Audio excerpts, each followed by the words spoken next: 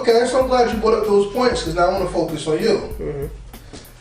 See, when I talk to you, it's different because I like to really get into your mind because the producer's mind is the playground for all hip hop. Just like the DJ is quoted in starting the hip hop movement and being the first true star, the producer after Illmatic became the star of hip hop, where the MC gets the credit, but the super producer made the album. So, let's talk to Stan. Let's pick his brain for a little bit. Stan. Yeah, this really is the year of the producers. Oh, by far. And we're going to get into all that. But the first thing I want to bring up a legendary music legend that said something that made me think about you and why I wanted to focus a part of the interview on you. Miles Davis, jazz legend, said, you can make music out of anything because you hear music everywhere. At Arsenio Hall, 1993, Arsenio Hall said to Miles Davis, if you could make a beat or song with your music out of anything, what would you like to make a song out of, or your beats? He said, I want to make a beat out of the bouncing of a basketball and the sneaker screeching with my horn. Arsenio Hall said, why? He said, because you never heard it before. Exactly. As a producer, Unplugged to now, it's the same style with different, it's the same style with different, where's my word? I lost my word. But you give it to people a different way rather than just keeping with the style that you portray. You've been working. What is the importance for a producer to always stay fresh and not being stale, yet using the same archetype to make the music, but to give it to someone different in a more fresh way? Why is that important?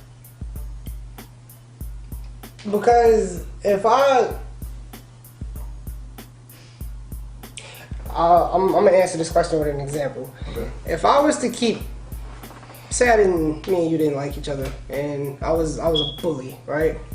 If I keep coming at you with the same left punch, you're eventually gonna know to dodge that punch. Right. It's the same thing with music. Like, if I keep coming with the same thing, it's just like, all right, now what else you have to offer? Right.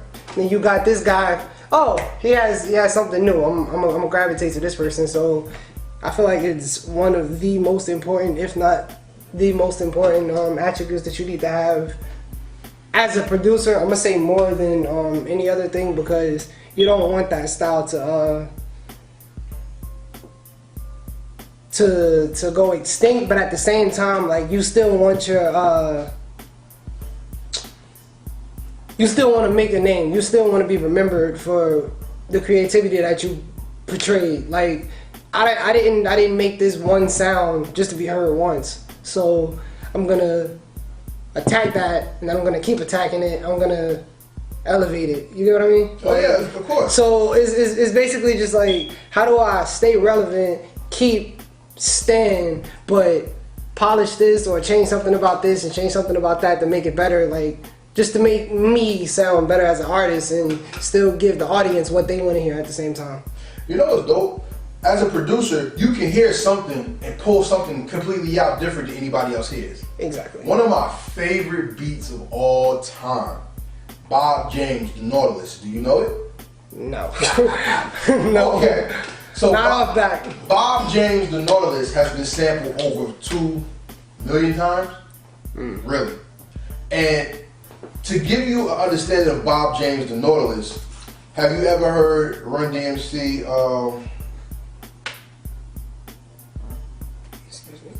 what's the name of that? It's Peter Piper? Peter Piper, Pepper. Yeah. I know that beat. Ding, ding, ding, ding. You know that beat? That's The Nautilus. Okay. So you hear that beat from Run DMC, and that beat from 1980 whatever has traveled even down to a new release that was used this past year, the same beat.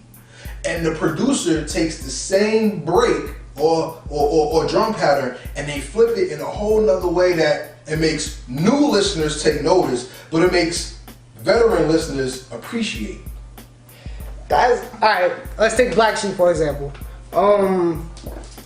It's a new school vibe, right? But you get a familiar sense when you listen to it. Why? Because it has that veteran, old school. It has that old school feel. when we perform Black Sheep, yeah, you get people our age who rocking with us because you know that's the feeling. At the end of the day, we born into this new school, but the faces I see turn are always the old heads. Like everybody love that song because of the familiarity, whatever you want to call it, that was in that beat. So, but that's the same thing with a lot of music today. Like, once they hear something familiar and relatable, then you have a hit. It's up to you to take that and make it, all right, you can do this, but what makes you different from the next person? Exactly. You can do this, but what makes you better than the next person? And I just feel like whenever it comes to just when I construct the beat, it's just like, all right, I can do this, but how did it top the last beat I made? That's interesting. Let me stop you right there because if you listen to the beats on Unplugged, the beats have a dark, serious tone. Mm-hmm. These beats are more clean. Mm-hmm. They're not as dark, but they're cleaner and the background's a little more elevated. Mm-hmm. All right. So even with that change, I ask you, how important is it for a producer not only to grow and show growth, but even to show the mastery of different sounds in their production?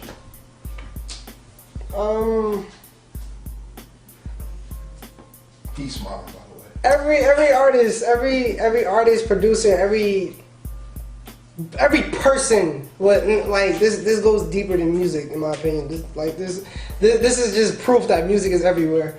Wants to perfect whatever it is they're good at. So that's really all that is. Like that's just me trying to perfect my craft. So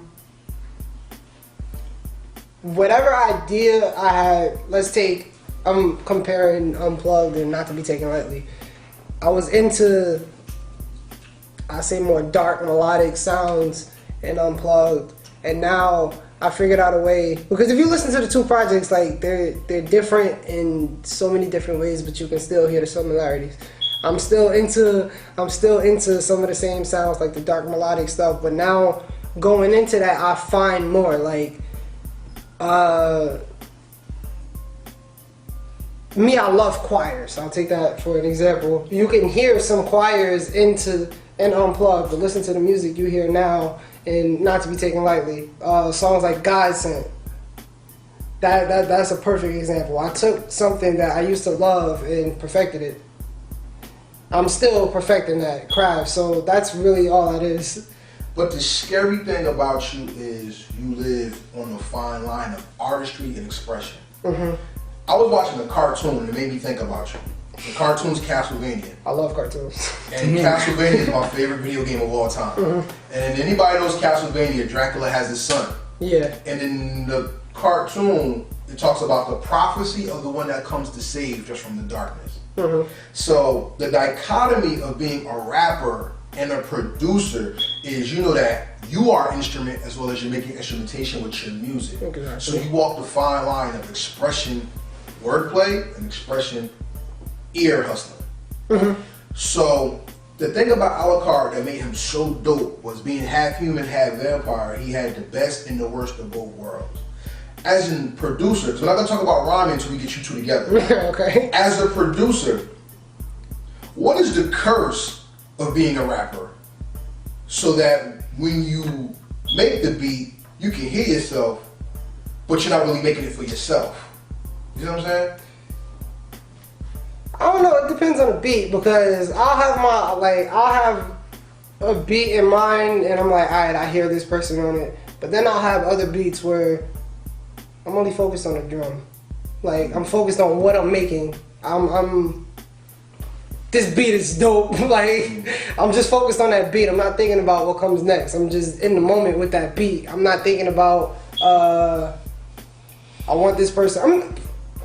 I'm honestly thinking bigger than when I'm in production mode, I'm thinking bigger than rap. I'm thinking bigger than someone's, and I'm not talking about, oh, I want to switch to R&B. No. I'm thinking music. I'm not thinking song structure. I'm focused on that sounds good. So I'm not that. I feel like that's why I'm different from a lot of people in this industry in general. I'm not. Sometimes I just want to be in the moment, and then at the same time, I want to create something that is a classic. So when I look back 30 years, it's like that was great. I don't really like to think about anything else other than those two. So plant your flag for this interview. As a producer, what do you accomplish? Who are you? And what's going to make your music live forever? What do I accomplish as far as what? You tell me. This is your legend. Or, You're writing your legacy. or what do I want to accomplish, you mean? Whatever you decide in wanting this life, plant your flag. This is your statement onto the world in this interview. Well, as a producer, I just want to do everything that hasn't been done, and I want to touch on things that has been done and make it my own. And I'm thinking bigger than sampling. I'm talking just the idea of production, like to the tech and down to a technical sense. Like now I'm getting into more engineering, so I'm learning about how, like, what it is to make a sound great. Like you're literally measuring a sound. Like I can't take a ruler and put it up to what you're saying, but what I'm trying to learn is just how to make a sound great. I don't need a actual kick drum to make a kick. I can record that and then mix that and that stand sound. That was my hand hitting the table. So it's not a matter of what exactly I want to accomplish. It's more of I want to spark a conversation. You know what I mean? Like whether that noise sound good or bad, at the end of the day, you're gonna have an opinion about that. So I feel like that's my job as a producer. Like somebody to say, "Oh, that was dope," but how did he think about that? Or for somebody else to say, "Oh, that was whack." Like at the end of the day, I don't care if I'm liked or not. I just want to be heard. So and there's nothing about me that will change about that. Like that's I'm gonna say that's my stamp as a producer. That's my stamp as a rapper. Like I just look at it as one artistry. It's no difference. I just want to be heard, and I don't care about. He said it best. All publicity is good publicity. I am who I am at the end of the day. I still don't know what that is, but whatever it is, it's like whatever you have to say about it. That's your opinion. Whatever this person has to say about it, that's their opinion. I just want to spark the conversation.